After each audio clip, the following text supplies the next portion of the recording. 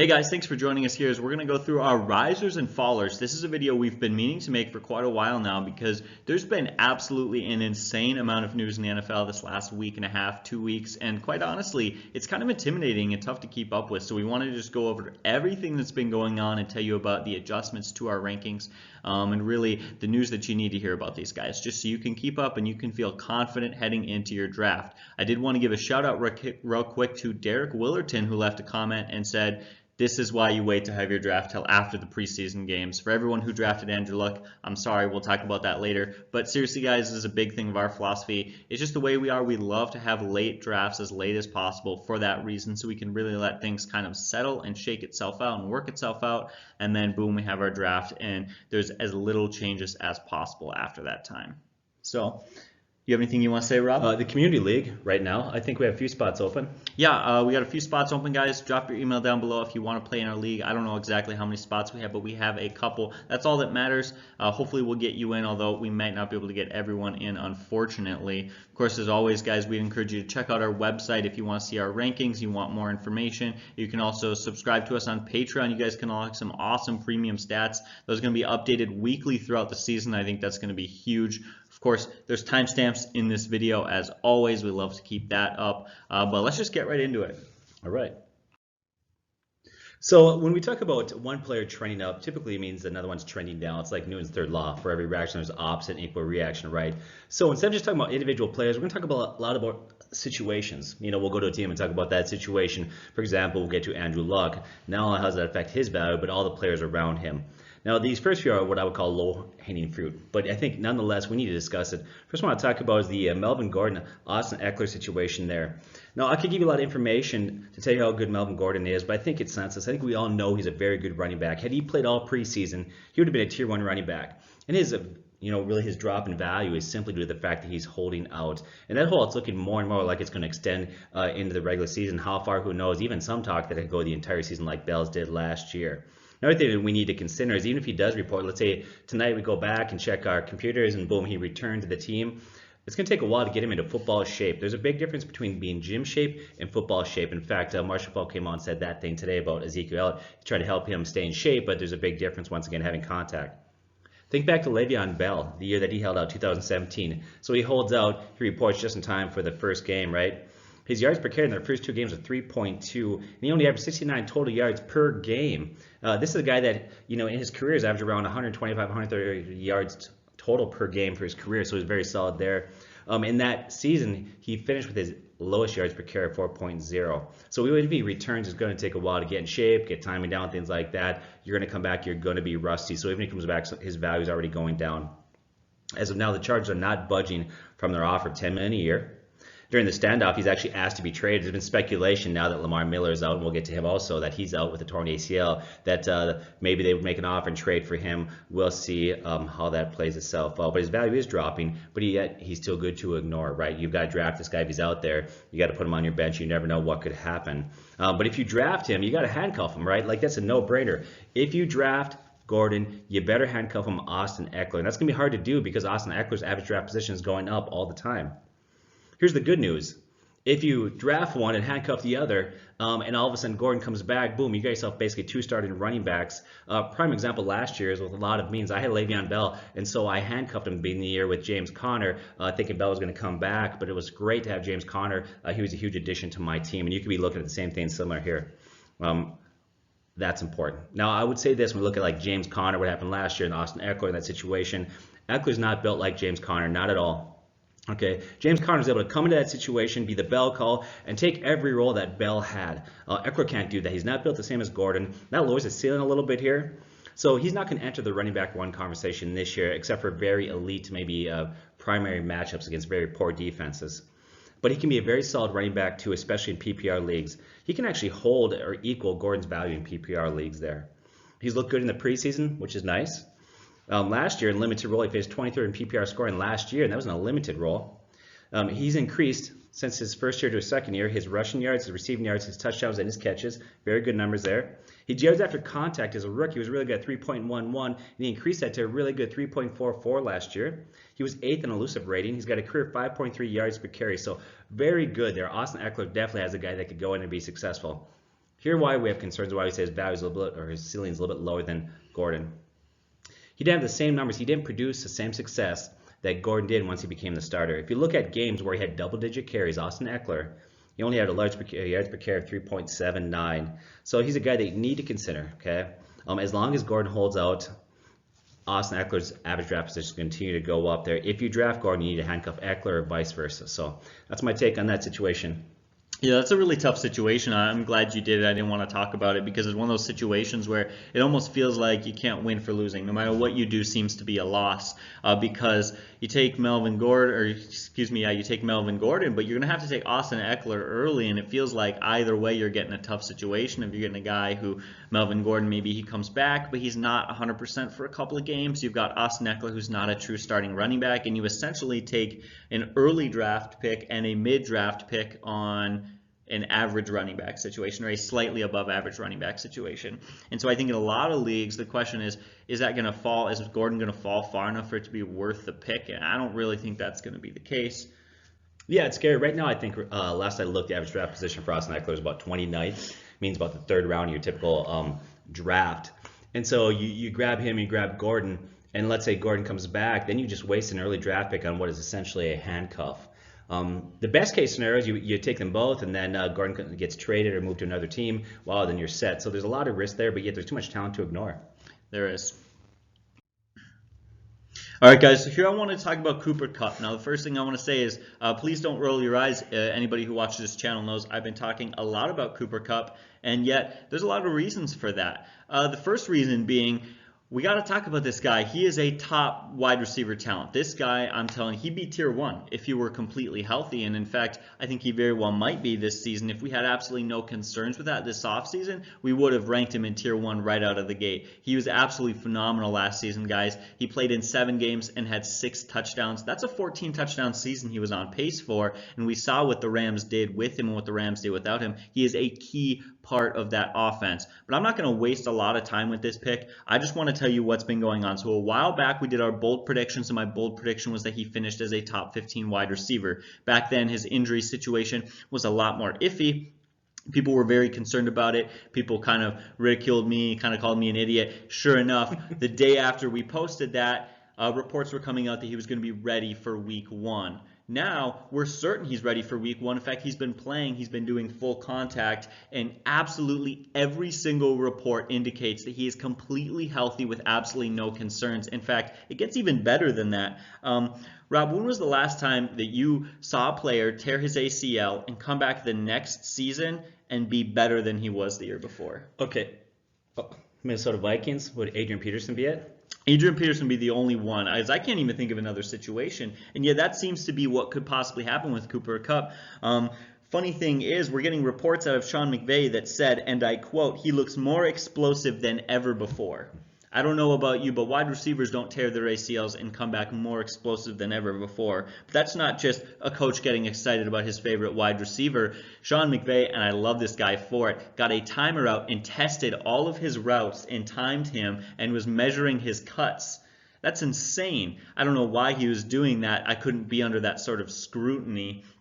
But seriously, the numbers are there. They're coming in. Apparently, he's running better routes. He's more agile. He's quicker. I don't know how he's doing it, but his health is just essentially not a concern anymore. And you're going to a guy in a very high-octane, high-powered offense, the good quarterback and a good coach, and he is the clear-cut #1 wide receiver. You can say what you want. When he plays, he gets the most targets and the most touchdowns and the most yards, hands down. Cooper Kupp, this guy is seriously on the rise. Yeah, I think about it. You've got a man crush on Cooper Kupp, right? You talk about him a lot, but Absolutely. So do I. This guy is phenomenal, very underrated. Okay, yeah, you talked about his injury. He's back, ready to go. And people are looking at it. His average draft position is very low. But in my estimation, this guy is the best young slot receiver in football right now. I think when his career is done, we're going to look back and you see numbers very similar to like a Wes Welker. So love this guy. Don't overlook him. This guy is a stud, especially if you're in a PPR league. All I can say, Andrew Luck, wow, shocked. Didn't see that one coming. If you're a Colts fan, you got to be just crushed right now. You guys are coming off a big year, so much to look forward in the future, and now he's gone. I think a lot of people out there are high on Jacoby Brissett. No matter how you slice it, though, he's no Andrew Luck. And I know that a lot of people are trying to be optimistic, and I get that, but he's no Andrew Luck, and this offense will take a hit. And I think that him leaving is going to hurt everybody's fantasy value on this team. I think the one that's going to have probably the hardest hit, in my estimation, is Eric Ebron. Because Luck targeted his tight ends at a higher percentage than more than any other quarterback in the NFL. And so I think Eric Ebron's value slips there. It's concerning. Here's a guy that I didn't mind having on my team now. We do some drafts where we have to have a tight end. And, I'm just going to stay away from Eric Ebron. You look back at when Jacoby Brissett played, him and Doyle had quite the connection. So we're going to have to see how that plays out again. I think the next guy that's going to take a hit is T.Y. Hilton. Look at the numbers that he had when Brissett was quarterback before. So we still see Hilton as a Tier 2 wide receiver, but we kind of lowered him down to a lower-end Tier 2 wide receiver. We dropped him down 5 spots. And then Mack. I think Mack, if you look at his touchdowns, his touchdown rate last year was pretty solid. I think his touchdown rate could drop as that offense is slowing down a little bit there. But he might see more carries and have higher volume there. So I'm not as worried about Marlon Mack and how that's going to affect him overall. Now, when I think about Brissett, I think he's going to improve over his 2017 numbers where he had 13 touchdown passes, only 7 interceptions. And I think the optimism is good. I do think he's going to make improvement there, but let's be realistic and honest here. Okay, the optimism for him is too high. The Colts are a young and talented team, so I think Luck's retirement is going to hurt the team's fantasy value more than it hurts its football value. So for me, Jacoby is not a weekly startable quarterback right now. He's outside the top 20 unless you're in a 2-quarterback league. He's a guy that you're going to have to watch the progress. I think he's going to have what I call plug-and-play value, but don't think he's going to suddenly become the next Andrew Luck. I think there's just too much hype on this guy. Once guy I think he'd be solid. I think you're going to have a good year. I think you're not going to have as good as if you would have had if Andrew Luck was there. I think you can still make the playoffs and will make the playoffs, but let's be honest, Andrew Luck was a phenomenal quarterback. Well, I want to say something about Jacoby Brissett, but before I do, I want to say everyone makes it sound like somebody died. I keep hearing, oh, I'm sorry for your loss. I don't know why I think that's hilarious. But to Jacoby Brissett, here's the thing that you guys really have to recognize. We are a week before the season starts. A week is not enough time to prep a guy to be a starting NFL quarterback. And that for me is a major concern. When we're looking at the last 4 weeks, the last quarter, last half of the season, whatever, yeah, maybe he can be that starting quarterback and he can kind of play to his full potential, but he's under a handicap. However good Jacoby Brissett is, take that down a notch because they haven't been able to groom him and prep him for that starting spot. So I think that's another major concern that comes into play, especially going to affect those early weeks in the season. All right, guys, so now we have an absolute just circus mess crapshoot of a situation that I don't feel like I want to even talk about, but I guess here I am, I'm going to talk about it anyways. First things first, Ezekiel Elliott, guys, he's got all the talent in the world. In the second this guy signs a contract and he gets set, his ADP is going to skyrocket to number 2, number 1. This guy is set. I mean, he's absolutely talented, but I'm not going to waste any time with that. One thing we were just talking about really briefly before this video was the Dallas Cowboys actually went out and gave him a new contract offer. So they're actually still working at getting a deal together so he can play this season. I think that works a long way in his favor. I think that he's probably going to end up accepting this deal. However, until that happens, we've got to put this guy under the faller category because of everything that's been going on. In fact, I believe this was just yesterday or the day before, Ezekiel Elliott came out and said even Emmitt Smith, the greatest running back to ever play, ended up playing a couple of years for another organization. That was kind of a low shot of the Dallas Cowboys, but kind of a bold statement, and that right there made me very nervous. We've got two kind of conflicting pieces of news. One, which is a pretty good deal where I hear they're offering him almost as much as Todd Gurley got paid. That's huge, good for him. You think he'd accept that if he saw what Le'Veon Bell did last season and how that worked out. You think he'd be smart enough to just take it now, get in there, and get back to being the running back that he is. But then you read a comment like that, and then it's like, I'm not so sure that that's going to happen. He's got to go into the faller category, although he is so volatile. Boom, the minute he signs that contract, he goes up to running back number 2 for sure. I don't know how you feel about that. I think he's going to report. I really do. I don't know what's going to happen there, but ultimately, I think he's got more leverage than Gordon. San Diego, that's old habits die hard, right? Yeah. The Los Angeles Chargers, I'll never get used to that. Anyways, I think that offense is going to be okay. I'll take a little bit of a hit, but for me, Dallas doesn't run. They're not successful. That offense is going to struggle without him. They go back to a couple years ago when he had a 6-game suspension. That offense was actually clicking the first 4 or 5 weeks, and they really had a major fallout without that play action. Ezekiel Elliott is a much better running back than Melvin Gordon, so I think he's got some leverage there. Whether or not he's going to take it, I think one of the things that hurt him is Jerry Jones has said some things that were kind of, I guess, inflammatory or derogatory. I'm not sure how you want to frame that, but ultimately not very encouraging. But, yeah. I think he's going to come back, but yeah, there's a lot of risk there. Here's the thing I'd like to say about that contract situation. I bet you that this is the last contract that the Cowboys will be giving or offering to Ezekiel Elliott. I think if he turns this down, he probably won't play this season. I really feel that. The way the tension has built between them, all these different comments back and forth, Jerry Jones saying that Tony Pollard's going to replace him and he's fine, and Ezekiel Elliott's in Dallas, he's in Cabo, he's back and forth, and then this comment about Emmitt Smith. I mean, this is kind of an ugly situation. Like, we're looking at it objectively. Could you imagine being one of the people and just the drama and just the grossness of this situation? So I genuinely feel like this is probably the last contract offer that they're going to give him. And if he turns this down, he probably won't play this season. So Tony Pollard is definitely on the rise. He is worth taking a shot on. You don't have to draft him terribly high. He's been producing. When you look at his numbers, in 2 preseason games, one game he had 5 carries for 42 yards. That's 8.4 yards per carry. He scored a touchdown. He had 1 catch for 9 yards. The other game he had 6 carries for 26 yards.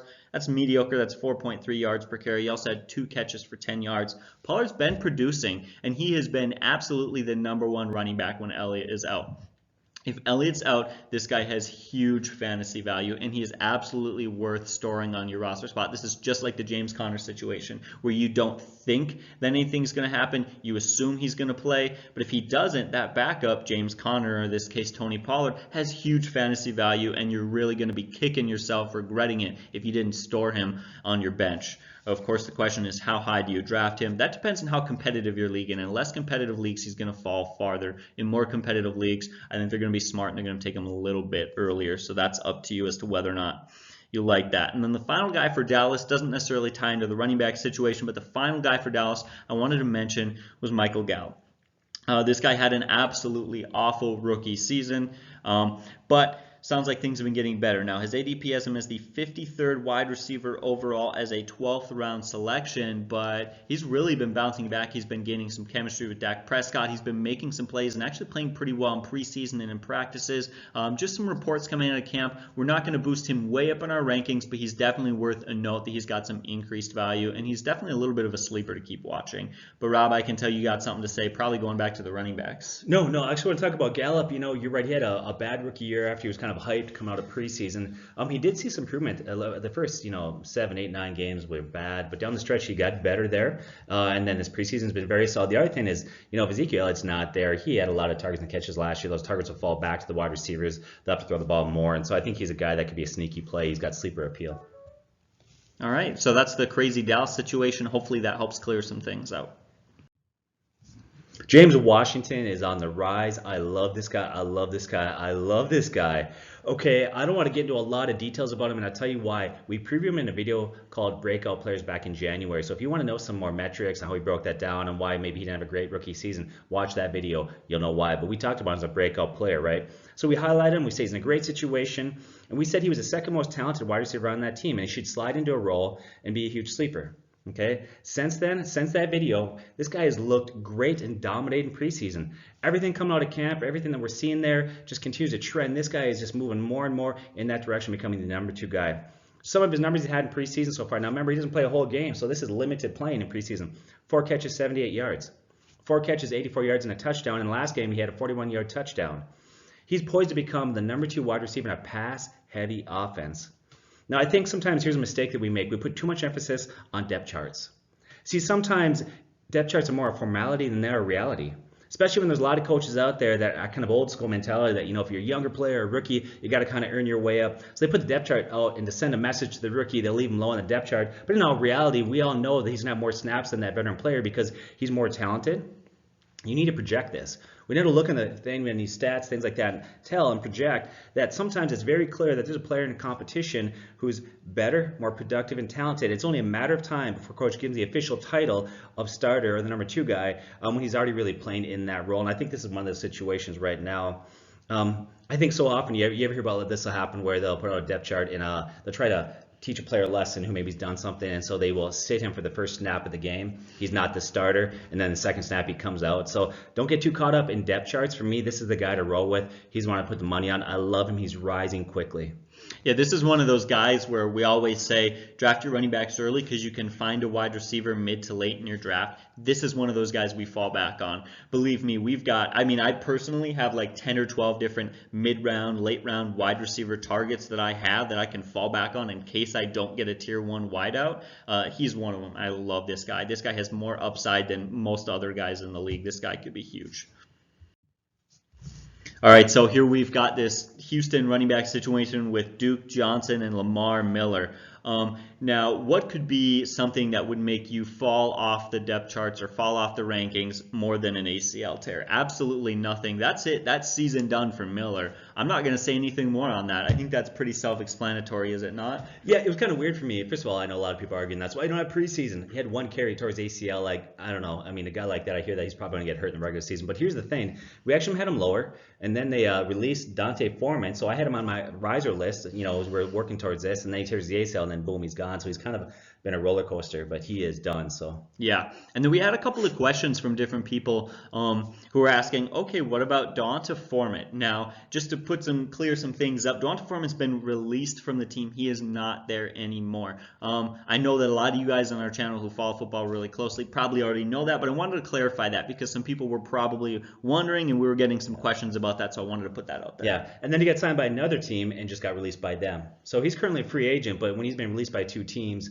that's a pretty bad sign. I wouldn't be surprised if they bring him in simply because he's been around the team a little bit, but if you've been cut by 2 teams, he's not a viable option at this point. All right, guys. So here we've got the question, and this is a great question. I could talk about this for hours. Duke Johnson, what is his role? How does he look like? What are his numbers? I think there's a lot of question marks here, and this is a subject I could talk about for hours. First thing I want to say, it is huge that they went out and traded for him.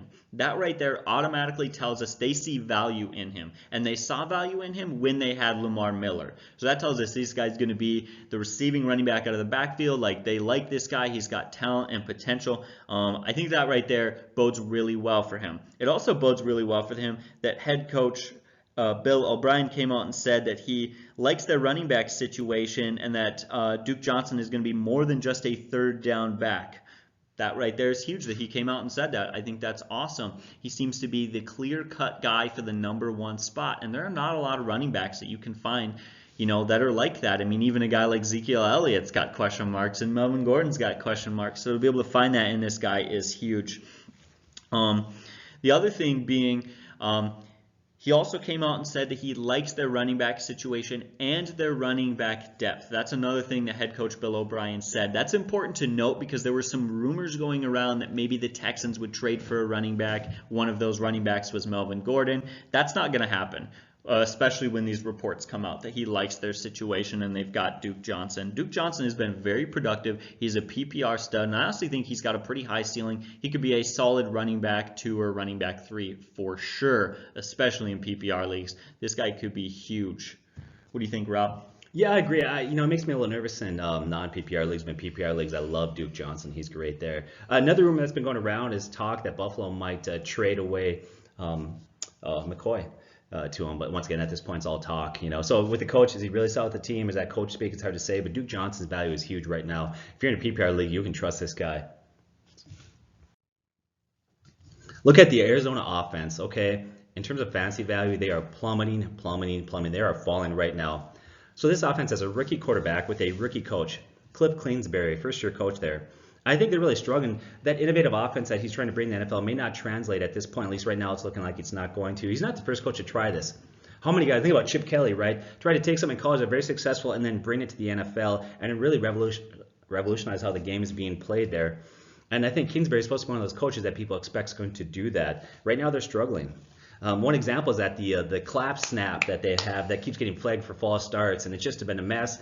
They can't tell if they can do it. Some of the referees say it's false start, some say it's not. It's just a mess right now. They need to improve quite a bit there. I just don't think that some of those tricks and some of that college success is going to translate into the NFL as far as that offense goes. What we will see. Another thing that's concerning about this entire team there on offense is the offensive line is near the bottom of the NFL and needs to improve significantly. Then you add to that rookie quarterback Kyler Murray. He may be very athletic, right? But he's struggling in the preseason. And if you minus the rare player like Baker Mayfield, okay? Baker Mayfield had the best ever season as a quarterback. The guy was phenomenal. But if you look at that position, quarterbacks, right? Even greats like Peyton Manning struggled their rookie year. That position has a sharp learning curve. And so I think just because he's a rookie quarterback, maybe this guy's very talented, maybe he become one of the greatest quarterbacks ever, but I think, he's going to struggle, and he is struggling. Even Pat Mahomes sat out his first year where he sat back and learned the NFL. So those struggles will impact the entire fantasy value of everybody on there. We'll start with David Johnson, right? To their wide receivers. Now, think about last year, Josh Rosen, who really struggled quite a bit. How much did that hurt David Johnson's value? I think it could be very similar to this season. We're starting to see that more and more. Now, David Johnson, with his struggles last year, he still had value because he was a huge volume play. And I think that's what he's going to be this year. I think he's still got value. I think he's a guy that you can still draft. To me, he's fallen down more into that running back 2 category, high-end running back 2, but still a guy that's not going to be as solid there. I think all those other positions, though, based on the offensive line, the coach, the quarterback, none of those positions, none of those wide receivers are guys that I would start the first couple of weeks of the NFL season. We really need to see how this team's going to play when they're facing non-preseason defenses. The whole thing's a mess right now. I would stay away from that except for David Johnson. Yeah, one thing that I wanted to add to this was just the coaching situation. Here's what I've been hearing from a few people. Wow, look at Sean McVay and look at Nagy. Look at these young coaches, what they can do. They can really change the game, and they can come in and make an immediate impact on an offense especially, and they can really turn a team around. That's not going to happen in Arizona, and I'll tell you why. And I love that you compared him to Chip Kelly. This is a college coach coming up to the NFL with 0 NFL experience. Sean McVay, Matt Nagy, these guys spent countless years. These guys spent like a decade under other great coaches like Andy Reid, who were able to, these were good coaches they were under, who were able to teach them the systems and the ropes and the small things that they needed to learn.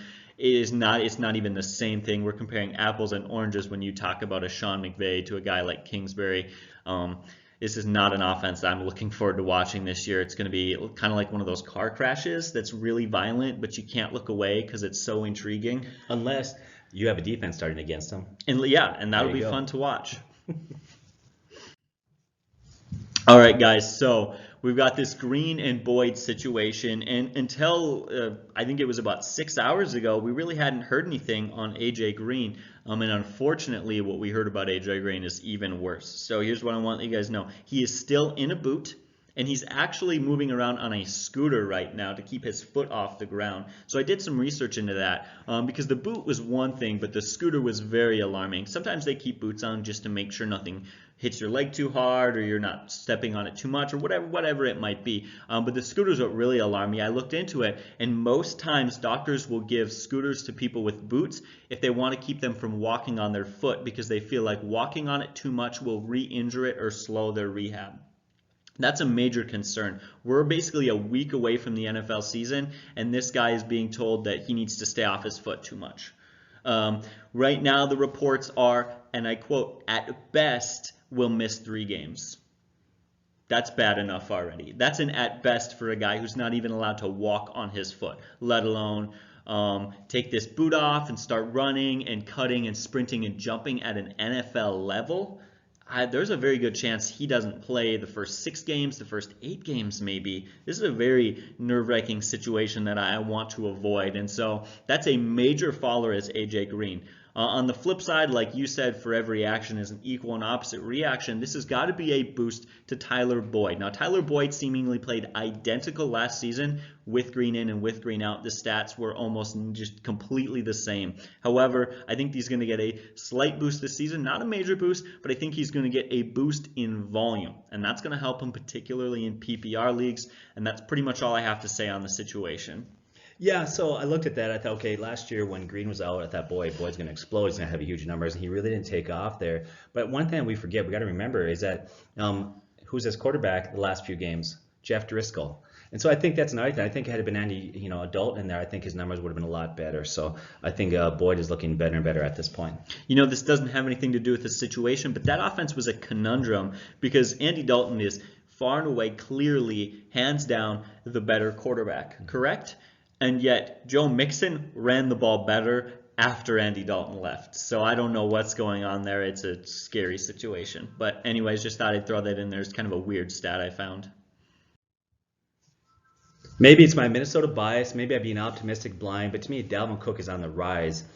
He's looked explosive. He's going to thrive in Gary Kubiak's zone blocking offense. Now, Gary Kubiak is not the offensive coordinator, but he was brought in to jumpstart that running game. And his zone blocking scheme is perfect for the skill set of Dalvin Cook. They're going to be a perfect fit together. Did you see the 85-yard touchdown run they had in the last preseason game? It was beautiful. Yeah, it was. I think that's a sign of things to come. Dalvin Cook is healthy and he's ready to roll. Look at last year coming off of that ACL tear. He got stronger and stronger. Last 5 games, he had 68 carries, 387 yards for a 5.69 yards per carry. This guy's fully recovered. He had 40 catches last year. His per catch rate went up from a rookie season 2.75 to 3.63. His yards after contact as a rookie was 2.65 and went up to 3.02. Nice improvement in yards after contact. He had an impressive 6 in elusive rating last season among running backs. So just so many things I like there. And here's another reason why I think that his value is soaring. There's so many other question marks. We talked about it already. Ezekiel, Elliott, Melvin, Gord. There's so many things out there we don't know. So here's a guy that's clearly the number 1 guy there. For me, he's currently a solid running back 2 with running back 1 potential. He's right on that bubble. This guy could do it if he could stay healthy there. His value is on the rise. Yeah, I think one thing that benefits them, of course, having a full season with their offensive coordinator being there from mini camp, training camp, with the rookies, with all the players, all off season long prepping. That's huge. And of course, they went out and got a good center. I don't like to break down film too much on this channel or talk about that, but I love doing it just for fun. And if you watch it, the majority of the sacks and the pressures and the issues that were happening, teams were running a lot of nose tackles right over the center on the Vikings. And so they went out and got this guy who a lot of people are comparing to Jason Kelce. If you don't know who that is, he's the best center in the NFL. I don't think he's quite going to be that. But we see what Quentin Nelson at guard did for the Colts offensive line last season. If this center for the Vikings can come in and do anything near that, that is huge, huge, huge value for Dalvin Cook. So do not underestimate what's happening on that offensive line.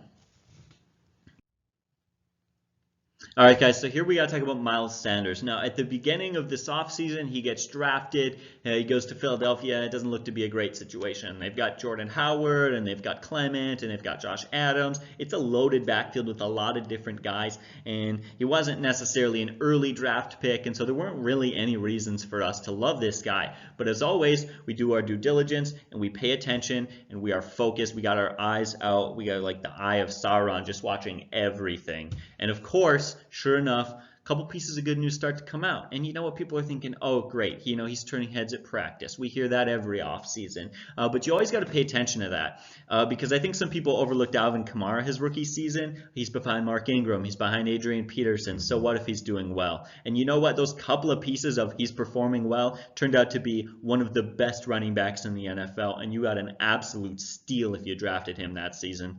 And so pay attention. I don't necessarily think he's going to be Alvin Kamara this year, but he's been turning heads at practice. Coaches came out and said, what a nice compliment. They just said, hey, we got what we wanted when we drafted him. I think that's huge. He's also been labeled as an explosive, effective runner. I love that. He's a guy who come out and the coaches are saying that he's doing really well picking up blitzes and in pass blocking schemes. That's going to get him extra time on the field. Just the confidence coaches can have him and can have with him to keep him out there on more plays. That's absolutely huge and something that Jordan Howard isn't particularly good at. So that's going to help him win that battle because I'm telling you right now, it's between those two guys. That's who he's got to fight.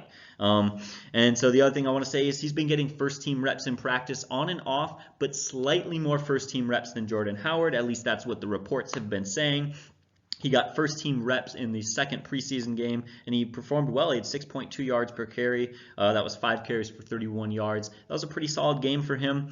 He didn't play in the third preseason game. Now, somebody was asking me the question of, is that good news? Is that bad news? Why didn't he play? That's good news. For whatever reason, if you know why, tell me why. I don't know why. But starters don't play in the third preseason game. I don't know what that is. Maybe just to keep them healthy. Maybe so they don't pull Lamar Miller, whatever that might be. But everything seems to be good. I even found an article by a local Philadelphia sports whatever that was talking about, it was called How Jordan Howard Can Get First Team Reps Back, or How Jordan Howard Can Get the #1 running back spot back. And so I think a lot of people are really expecting Sanders to come in as that #1 back throughout the season. I don't think he's going to take over and be the guy. I think it'll always be at least a slight running back by committee. But where he's being drafted, I think he's absolutely worth taking a little bit earlier to get this guy.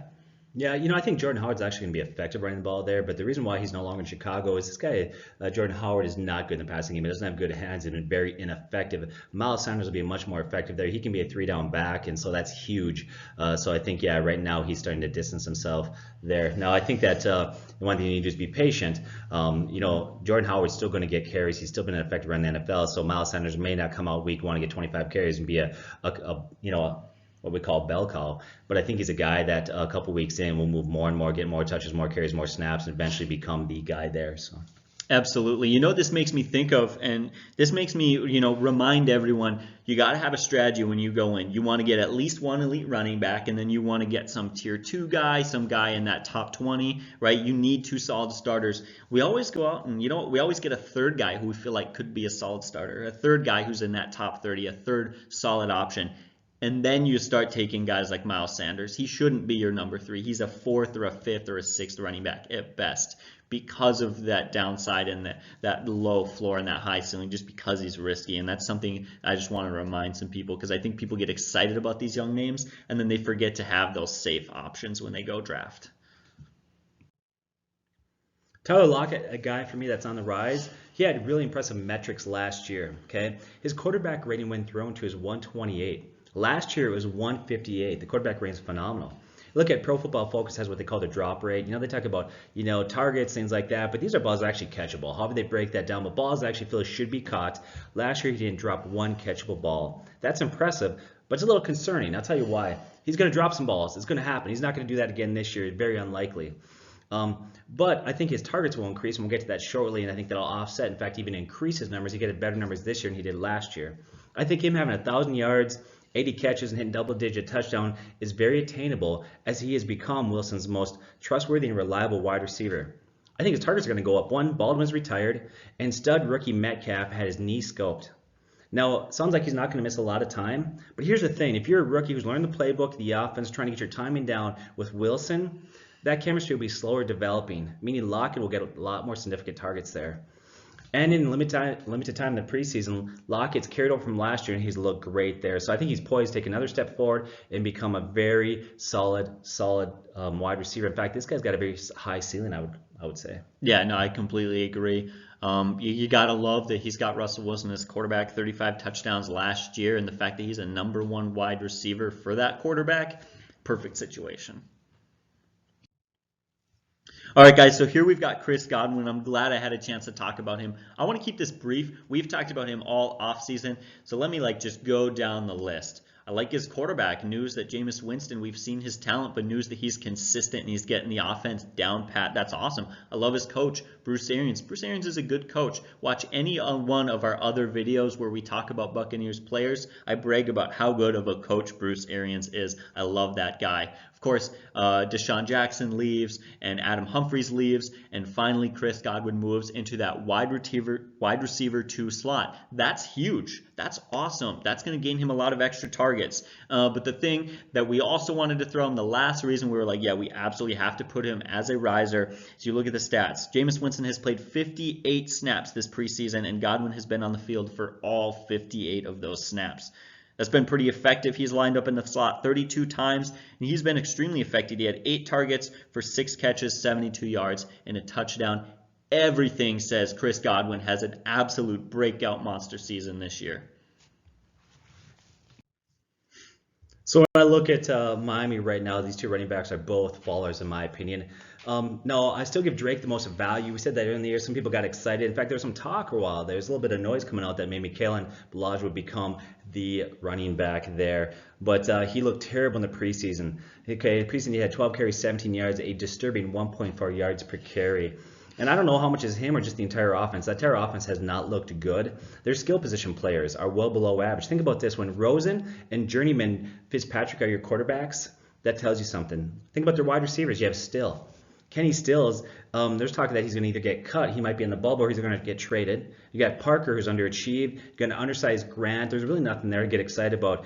Tight ends, Gesicki, second-year tight end who underachieved last year, really does instill a lot of confidence for me anyway. So all the skill position players aren't very good there. This team is clearly rebuilding right now. That's obvious. In fact, there's been a lot of talk. Do they tank, get someone draft pick next year, get their quarterback of the future, things like that. And there's been a lot of talk about trading players like Kenny Stills and others, even some guys on defense for draft picks. For me, on paper, this offense ranks in the bottom 5, and I think them and the Cardinals are going to compete for the worst offense in the NFL. But you have to draft these running backs, and here's why. You have to stash these guys on your bench. You never know. You never know when something might happen, and they surprise a few people. And the running back position is slim, especially as the year goes on. So you got to have these guys on your bench. I look at Ballage for me. I think he's probably like a running back 4 sleeper, and Drake is a low-end running back 3, depending upon your league size and your scoring system. This offense will struggle and it lowers everybody's fantasy value on that team. Once again, they're all fallers for me. I think that pretty much sums it up. All right, guys, so we wanted to do the riser here on Darwin Thompson. And the first thing we want to clarify is that we feel very, very confident 100% that Damien Williams is the guy. He's the clear-cut number 1, and we don't have any concerns with him. Some people have some concerns with him, and we want to say that I think those concerns are false. However, we do still have to put Darwin Thompson as a riser. He has confirmed himself. The coaches, he's been turning heads at camp. He's been performing well. He's been kind of shocking some guys, and the coaches have confirmed him as the running back number 2. That's pretty surprising. I honestly wasn't expecting that. I'll admit I did the research on this player, but I didn't even know this until you just told me a few seconds ago. But Carlos Hyde, sounds like reports are he's not been practicing very well, and he could very well get cut. So I guess thank you for doing part of my job on this one. So he is a riser. He performed well in preseason, guys. He had 4 carries for 30 yards. That's 7.5 yards per carry. That's always nice to see. Of course, I'm not surprised. That's just a high-powered offense. He doesn't need to be fantastic to have good fantasy numbers in that offense. He just needs opportunity. And so this guy's definitely a riser. He's being taken on average in the 10th round. Don't overreach on him. The number 1 guy is still hands down Damien Williams. But if you want to handcuff Damien Williams, this is the guy to do it with for sure. He's one play and one injury away from being the starting running back and arguably the best offense in football. Damien Williams, I think, is going to be a stud. You look at the last 6 games last year, was phenomenal. And he was brought in as an afterthought, and now the guy's a stud. Could this be very similar? It certainly could be. You definitely a guy you got to have on your bench. But to me, he's more like I would probably take him as my running back 5. Just kind of a late handcuff. But let's look at Carson and Penny. Chris Carson on the rise. Penny is a faller for me. In the offseason, there's a lot of talk that Penny would have an expanded role. But Carson has limited time in the preseason games, right? Has looked great. He's dominated first-team snaps, carries in the preseason practices, scrimmages, and games. Now Davis is gone. With him clearly distancing himself from Penny, Penny's value drops, and Carson's is soaring through the roof. This guy is doing everything well. And for me, it's not that Penny's not looked good. I think Penny's actually looked good in limited time. I don't think he's even disappointed per se. He had some injuries, things like that, but on the field he's been somewhat productive. To me, it's a matter of simply Carson. The moment he came into the league, he's imposed his will. He's extremely competitive, hardworking, he has a relentless drive. Eventually, it's become clear not only to the coach, staff, but to all of us that he undeniably needs to be the bell cow there. He needs to get a lot of carries in this offense. At this point, for me, only an injury could slow it down. He's a high-end running back, too. Boom. All right, guys, you've already heard all about it, but we want to throw this guy in there just to make sure. If you haven't been following fantasy enough, Josh Gordon has been unsuspended. There's no suspension. He's playing the entire 2019 season. I almost said 2016. I don't know where that came from. His numbers are phenomenal. Last season, he was on pace for 95 targets, 55 catches, 983 yards, and 5 touchdowns. If you're still not impressed, take this. In 6 of Gordon's 12 games, he averaged just 3 targets because in those games, he played just 1 or 2 quarters apiece. This guy is the most raw, talented wide receiver in the NFL. And apart from Julian Edelman, he's the number 1 target in that offense. I love Julian Edelman, but I tell you what, I think Josh Gordon could be a better fantasy value than than Edelman will be. I definitely trust his ability to find the end zone a lot more and to make those big plays. This guy's huge on the rise. Gotta love him. And I tell you what, you don't have to draft him all that high because people are still super apprehensive. So capitalize on that and take a shot on him. Yeah, I don't know what it is. Conspiracy theorists can abound right now. I ignored this guy because I thought there's no way after last year he doesn't have to sit at least 8 games or a full season. His road back to the NFL will be a long recovery. Look at how hard it was to get back in the field with Cleveland. What did the Patriots do? That's something that the league just ignore what happened. I have no idea. Apparently they've got a lot of pull down there in front office. Emmanuel Sanders is on the rise. Torn Achilles last year really, for me, doomed his 2019 value. But the guy's looked great in preseason. He's run at full speed, playing in scrimmages games. He's cutting. He's doing everything. Last year he was poised to end. Had he not got hurt, he was going to have 95 catches, 1,150 yards. It would have been his fourth season over 1,000 yards. Now, if you look at the Broncos, yes, they've got some young wide receivers with potential, but they are way behind Sanders in terms of experience. And right now his average draft position is very, very low. So for me, this is a guy I think you can draft, and he's going to be a wide receiver 3. And if everything falls into place for the veteran, he could surprise a few people and have a wide receiver 2 value. So he's a guy, because of his recovery from the injury, his value is going up. One thing to add to that, people are complaining about Joe Flacco as his quarterback. I'll say a few things. One, Flacco is way better than Case Keenum, and that's not me bragging about Flacco. That's just Case Keenum was awful. So you can take his stats and say, hey, he gets a better quarterback. And you don't believe me? Look at what happened the last #1 wide receiver that was really good that Flacco had, and that was Steve Smith. And I think that Emmanuel Sanders is actually fairly comparable to where Steve Smith was at that point in his career. Steve Smith had a phenomenal season, and I think he could very well have a phenomenal season. Sanders could with Flacco at quarterback.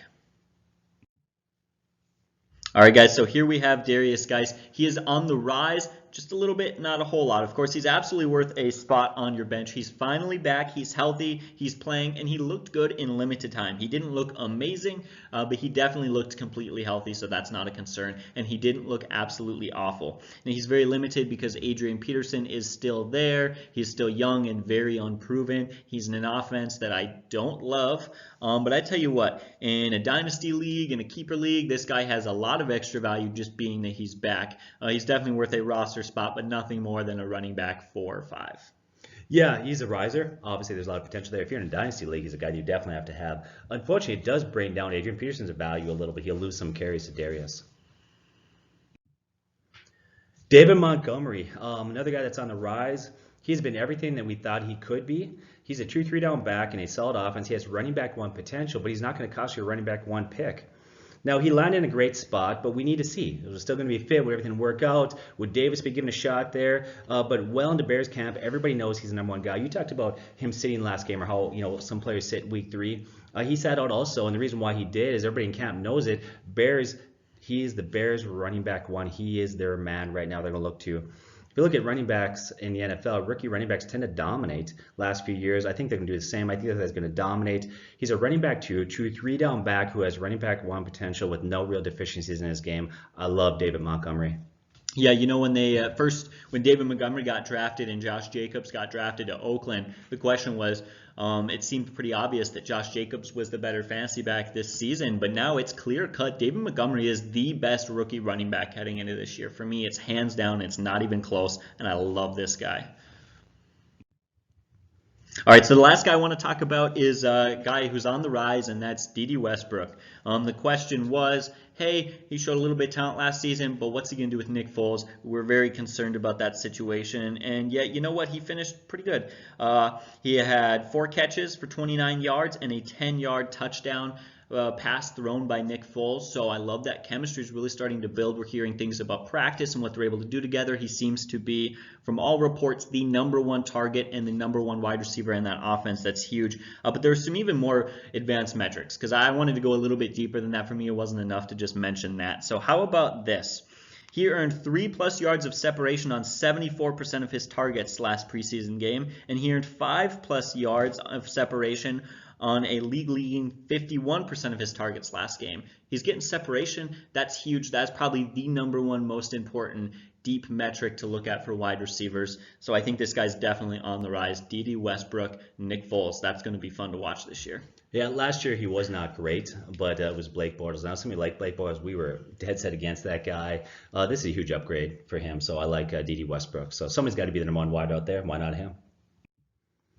My last guy we're going to talk about here is Kerryon Johnson. First of all, I've been liking this guy all the way back to last year. His average draft position is beginning to rise. I think other people are starting to take notice of what he's been doing. Reports are coming out that he looks great. Even in limited game time, he's been looking really, really good. And it doesn't surprise us. If you look at our videos and our rankings, we've been behind this guy for a while. Also, C.J. Anderson's really come back down to earth. Hasn't looked all that great, particularly there. So this is going to be Kerryon's team, and he's going to be a PPR stud. You need to trust Kerryon Johnson as a stud there. This guy's locked in for a big year.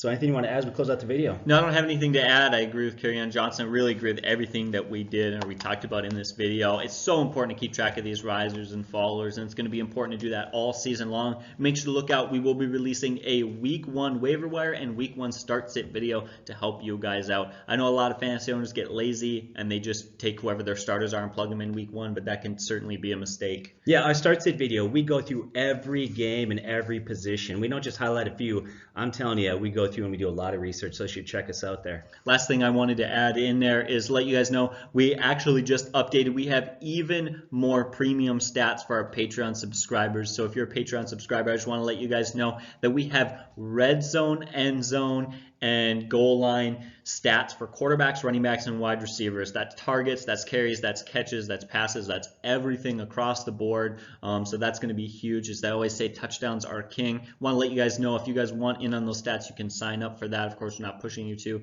but just letting everyone know that that is out there now. All right, once again, subscribe, share with your friends, like your notification, love your input. Once again, get very excited. Football's right around the corner. God bless and take care.